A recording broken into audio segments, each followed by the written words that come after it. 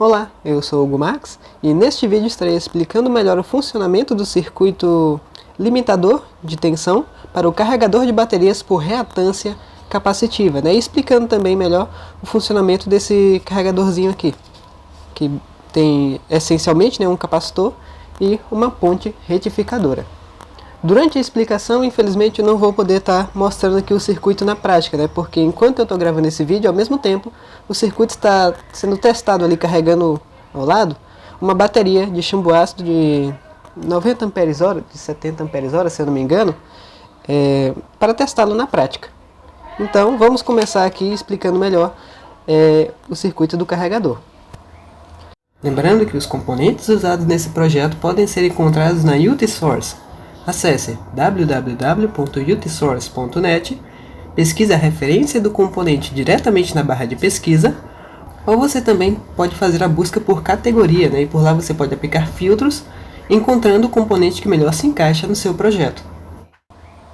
Então, esse carregador aqui ele foi apresentado aí no YouTube, principalmente pelo canal do Cadu Magalhães, apresentado como carregador desulfatador de baterias ou carregador recuperador de baterias.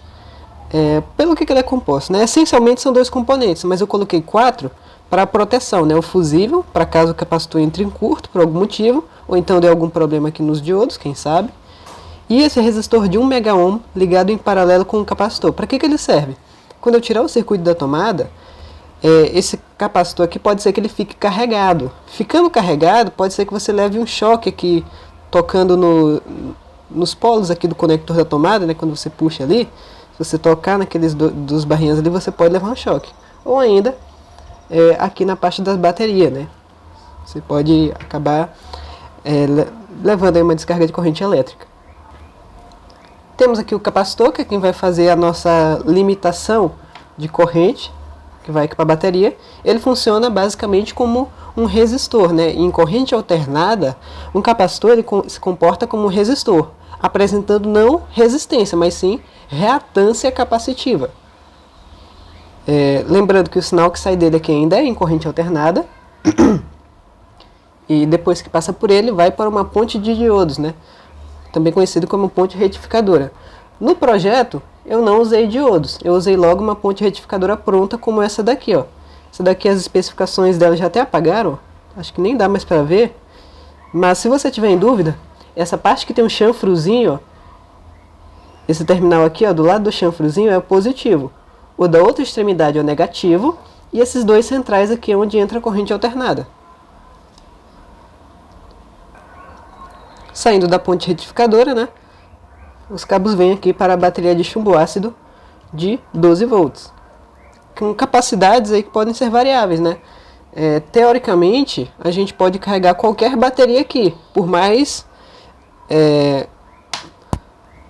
maior que seja a capacidade de armazenamento dela, sei lá, uma bateria de 180 Ah, dá para carregar com um capacitorzinho pequeno? Teoricamente dá. Só que isso vai levar muito tempo. Quanto menor for a corrente que está indo lá para a bateria durante a sua carga, maior vai ser o tempo que ela vai levar para carregar.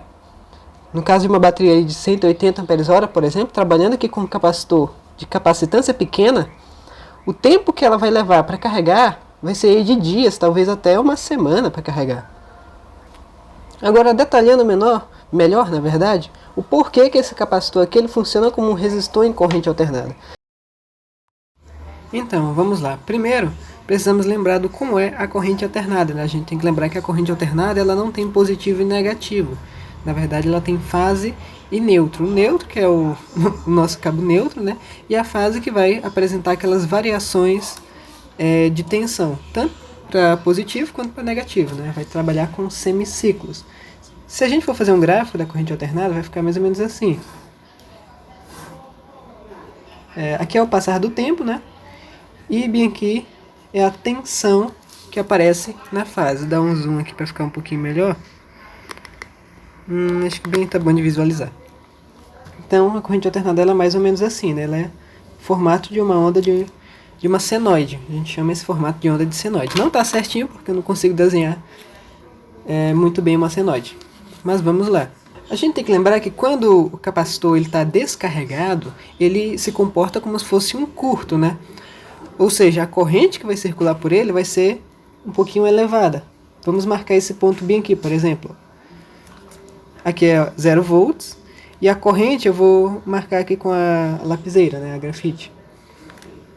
Aqui a tensão está subindo, né? Logo, o meu capacitor está carregando. Se ele está carregando, a corrente é um pouquinho alta. Começa aqui, bem alto. Quando a tensão vai se aproximando aqui do topo, né, da crista da onda, do ponto mais alto ali da onda, o que vai acontecendo? A corrente vai diminuindo, porque ele vai parando de carregar. Quando a tensão atinge lá o seu ponto máximo, a corrente no capacitor para, né, porque ele parou de carregar, então não vai mais circular corrente por ele. Agora está descendo, né? Ou seja, a tensão está caindo e o meu capacitor está carregado, então agora ele vai descarregar, né? Se o capacitor está descarregando, está circulando corrente por ele, só que agora no sentido inverso. Agora ele vai fazer isso aqui.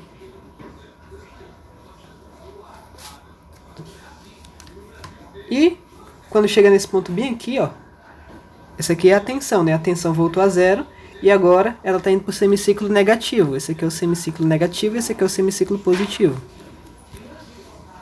O que acontece? Agora o capacitor está carregando com a polaridade invertida, né? Lembra que ele é um capacitor AC, né? Ele não tem uma polaridade. Então aqui ele está carregando com carga negativa. Quando chegar bem aqui, ó, no ponto máximo negativo, no menor ponto, na verdade, não é ponto máximo negativo, ele não vai mais estar carregando e a corrente no capacitor tende a zero. E isso que repete, né? Agora, ele vai descarregar, então a corrente sobe de novo, continua carregando, chega em zero quando a tensão atinge o seu ponto máximo, né, porque ele parou de carregar, e se repete de novo, vai descendo. Aqui, se a gente fosse continuar, né, seria mais ou menos isso aqui. E assim continua. Então, por que ele funciona, né? Por que esse circuito funciona? Essa parte da reatância capacitiva, o que acontece? Ele permite a passagem da corrente por causa dessas inversões de polaridade ali, que ficam ocorrendo no capacitor, né? Fica invertendo, e a corrente nele também fica se invertendo, né? Ora a corrente é positiva, ora a corrente é negativa.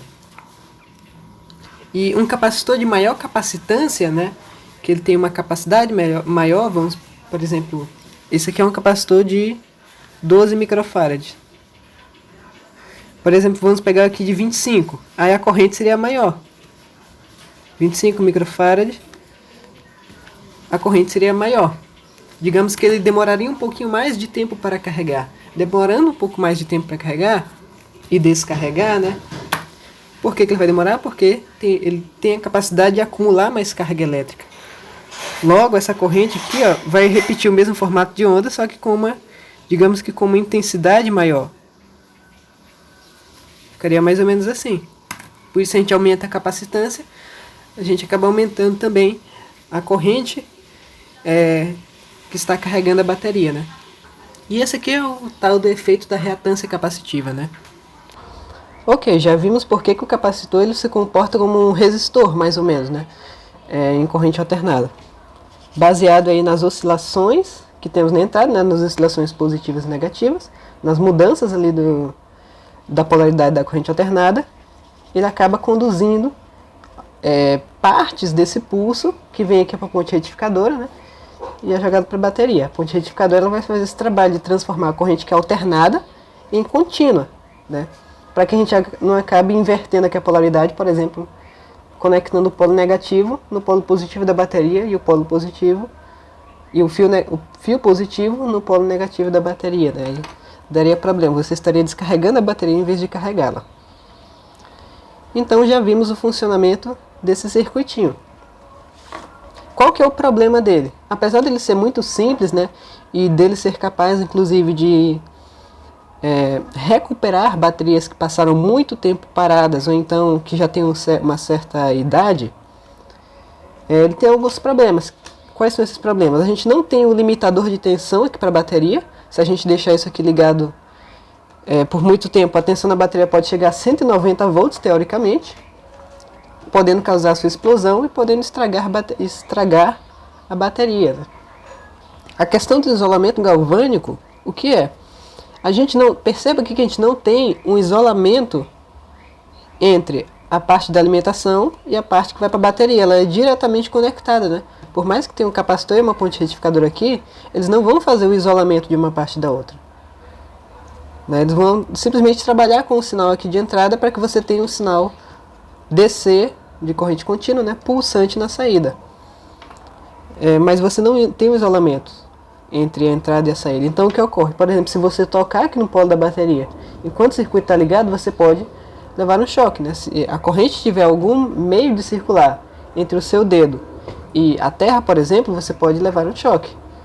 Então esse circuito ele pode ser perigoso se você tocar aqui em algum ponto dele enquanto ele estiver funcionando. Saindo um pouco desse circuito, né, que a princípio nem seria o nosso foco principal, e vindo aqui para o circuito do limitador, né, vamos ver aqui. Temos aqui o negativo, né, esses 3 pontos aqui, ó, eles são todos conectados ao negativo, tanto da bateria quanto do carregador. São todos conectados bem aqui, ó. Tá? Temos aqui a entrada positiva do carregador, né, e a saída positiva aqui para a bateria, que vai lá para o polo positivo da bateria. Então, como é que esse circuito funciona? Ele é baseado, esse sentir da tensão, né, que esse circuito consegue fazer, ele é baseado no TL431. Esse componentezinho aqui ele é muito encontrado em fonte de alimentação, né? O que ele vai fazer? Quando a tensão no pino de ajuste dele for de 2,5 volts aproximadamente, ele vai permitir que a corrente circule aqui do cátodo para o ânodo. Ou seja, ele vai permitir que a corrente circule de cá para cá. Quando a corrente circular de cá para cá, o que vai acontecer? Eu vou excitar a base do tipo 42 e vou armar o relé. Quando eu armar o relé, o que vai acontecer? O carregador será desconectado da bateria. Ó. Esse pininho que está vindo para cá, ele vai ir para lá. Ó. Ou seja, ele vai sair desse ponto aqui e ir para esse ponto daqui, desconectando o carregador da bateria.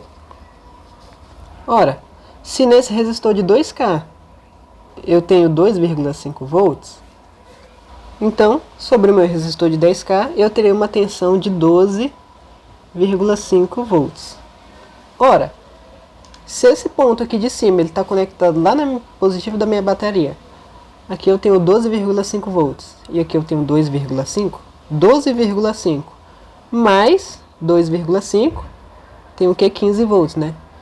Esse circuito, ele, teoricamente, ele só armaria o relé quando chegaria em 15 volts, mas eu percebi que ele arma com menos, né? Dá para contornar esse problema se você reduzir esse resistor aqui, para colocar, por exemplo, um de 3K3. Talvez ele funcione até melhor. Esse capacitor aqui de 1000 microfarads por 10 volts é para, digamos que, evitar ruído vindo lá da bateria e do carregador.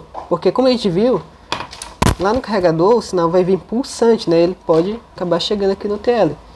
Resistor de 2K2, para que ele serve? É um resistor limitador de corrente na base do transistor. Para não deixar que a corrente que circula aqui entre o emissor e a base seja muito alta e acaba queimando o TL431, ele vai limitar a corrente da base, né? A gente pode simbolizar ele por RB, resistor de base.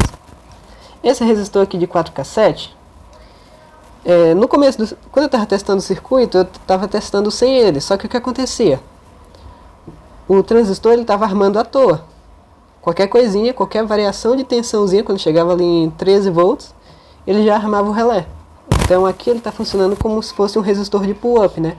Ele está garantindo que quando o TL431 esteja desarmado, né, quando ele não esteja conduzindo, ele garante que a tensão aqui na base seja alta o suficiente para o relé não armar. E quando o TLzinho armar, né, a tensão aqui vai chegar próxima do 0 volts excitando aqui o transistor, armando o relé e desconectando o carregador da bateria. O tipo 42, por que eu usei ele? Ele é um resistor que pode ser facilmente encontrado aí em sucata de no-break, por exemplo. Você com muita facilidade encontra em placa de no-break. E é fácil de achar nas lojas, né? Eu não vou usar um componentezinho pequeno, que talvez você tenha um pouco de dificuldade para encontrar. Esse aqui, apesar de ser um pouquinho mais caro do que modelos menores, ele é muito mais fácil de achar do que os outros, né? Relézinho, relézinho de 12 volts. Recomendo aí capacidade de corrente entre os 7 e os 10 amperes nessa faixa. E esse diodozinho aqui, para que ele serve? Quando o relé desarmar, ele acaba evitando a queima do nosso tipo 42, né? Resumindo, o vídeo já está dando aqui bastante tempo, né? Temos aqui a entrada do carregador, vem aqui o pininho central do relé. O relé ele vai estar desarmado, né? Então ele vai estar nesse pontozinho aqui, indo diretamente para a bateria. O TL431 ele vai fazer o monitoramento da tensão da bateria, né? Quando chegar ali por volta dos 14,4 ou 15 volts, ele vai permitir a circulação da corrente aqui, armando o nosso tipo 42, armando o nosso relé, e armando o relé, ele desconecta o carregador da bateria. Espero que tenham conseguido explicar aqui o funcionamento do carregador de baterias por reatância capacitiva e o circuito aqui limitador de tensão, né, que chega na bateria. Quando atingir um certo ponto ele desconecta o carregador da bateria. Se você gostou do vídeo, deixe seu like e se inscreva no canal. Tchau e até o próximo vídeo.